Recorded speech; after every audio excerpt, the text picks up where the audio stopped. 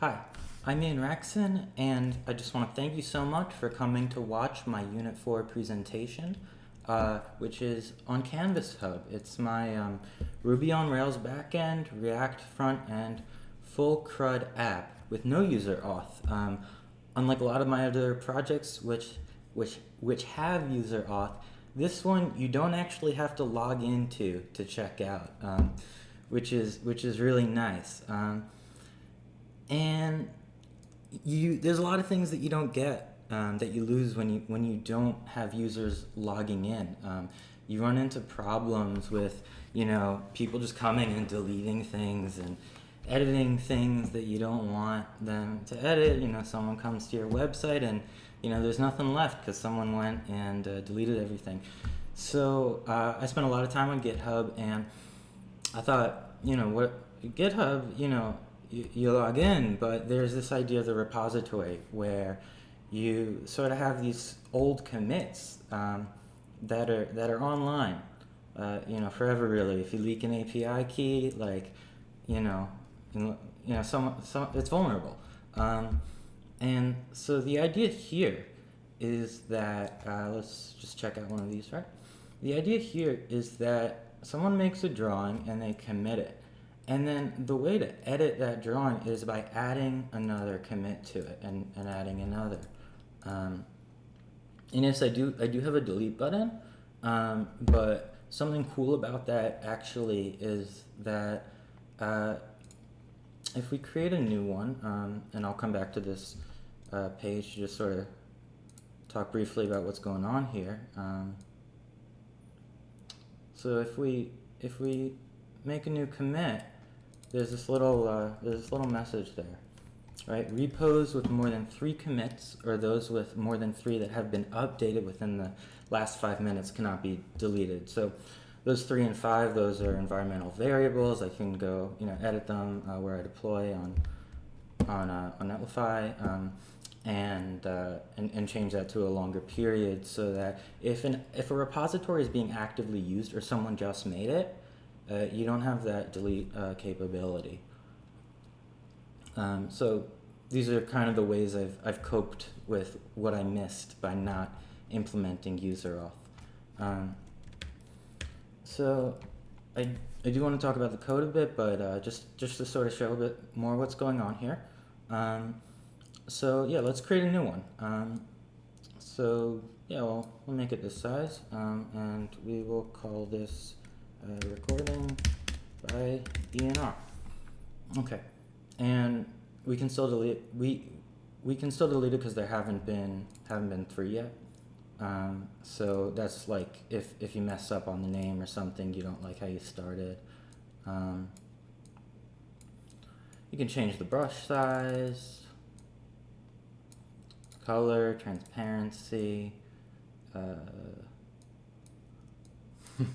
I don't know. Yeah, and then you can commit that.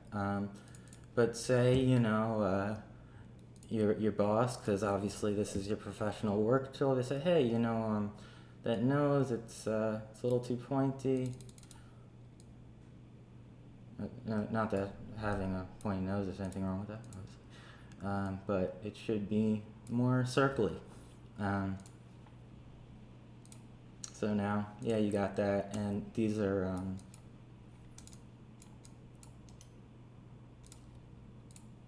yeah, these actually are, they save the transparency and everything,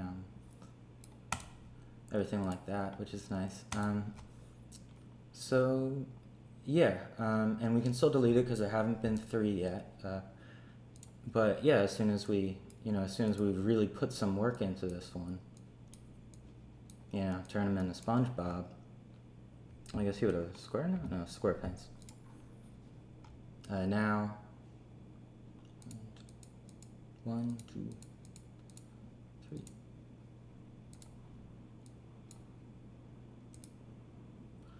Oh, okay. 0s and 1s and arrays. All right. So, okay, environmental variable +1 commits. Very cool. All right, so now we can't delete it, but just to show that things can be deleted. It hasn't been 5 minutes yet since it did that. but this one I didn't touch for a few. Okay, so that had more than 4 commits, but the last one wasn't done in the last 5 minutes, so you can delete that. Now it's gone. Let's get rid of this guy too. This is for mobile. It does work on mobile. There are a couple things about that, like since the viewport height is not just like, from top to bottom of the screen, there's space to scroll, and so continuing to work on getting that to lock so that the canvas doesn't move as you draw. Yeah, so on to the code. Like I said, this is a Ruby on Rails backend with a React front end. Let's start off with the schema here, yeah? So it's a one-to-many relationship. You got drawings, which are the repos, and then you got images, which are the substance of the commits. So in terms of data transfer, I'm transferring data URLs. I had started with a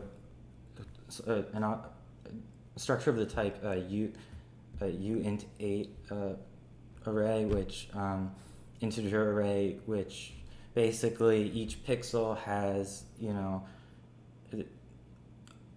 0 in the array is pixel 0, 0, and you got the RGBA value, and then the next 4 numbers in the array are the other. So anyway, if you have a drawing that's 1,000 by 1,000 pixels, that's 1,000 times 1,000 times 4. And so when you try to transfer that, and I know this, when you try to upload it, you're uploading 17 megs, possibly on a mobile connection, and so that just doesn't work. I know this because originally this was not a string, this was an array, and so it would take like 12 seconds for a new commit to be processed, and then shoot back from the server with a okay, your good mark. So yeah, transferring just strings that contain information that can be turned into the pictures, and yeah, so yeah, drawings have many images, and images belong to drawings. Just taking the time, I don't want anyone to have to spend too long looking at this, so let's move on to the React. Actually, before I get to the React, I did want to show off one other thing on the actual website that I think is pretty cool. So say that we're here, and we want to create a new commit, right? So we're gonna do some things, but we're taking a really long time. We're putting in some effort into this. So what if someone else, right? They check this out and they go to edit it, and they actually are working on it, but they work a little faster than us, and they commit. Okay, well finally we're done over here, and we try to commit, it won't let us. And one of the things I didn't have quite enough time to do, because this was a 5-day project, was not having a prompt on the user browser, and B, having the option to fork. Having the option to fork the repo, so the edits that you make become the initial commit of a new repository. So yeah, the React code. Let's talk about that. So let's do a quick walk through this page, just because we happen to be looking at it, and it's one of the more interesting components. So we're bringing in a few things. We're bringing in the sketch picker from React Color, which is this guy right here. Color string, that's a way to convert between the object that gets returned when you pick a color, and the canvas here, which I bring in from React Conva, which is a great canvas library. And basically all React Conva does for you, or at least it does a lot, but the way that I'm using it is it'll it'll just draw lines, right? And so I wrote the logic like for actually not having a constant width or a constant stroke color, but instead integrating what you pick from the color picker and what width you use with these plus buttons. Can I show the eraser? That's cool too. What you pick with the plus buttons, you know, to make everything work together. Yeah, and then something else here that's kind of nice is the load base image. Yeah, so like I said before, when I was doing the uint8 clamped array, you know, I was doing a copy of it and then setting it as the base image, set base image. But you know, with the string, I can just do a new image and set the source, and have that be set as the base image. Okay, well, if you are interested in learning more about this project or any of the components I used here, the carousel, this is from React Slick.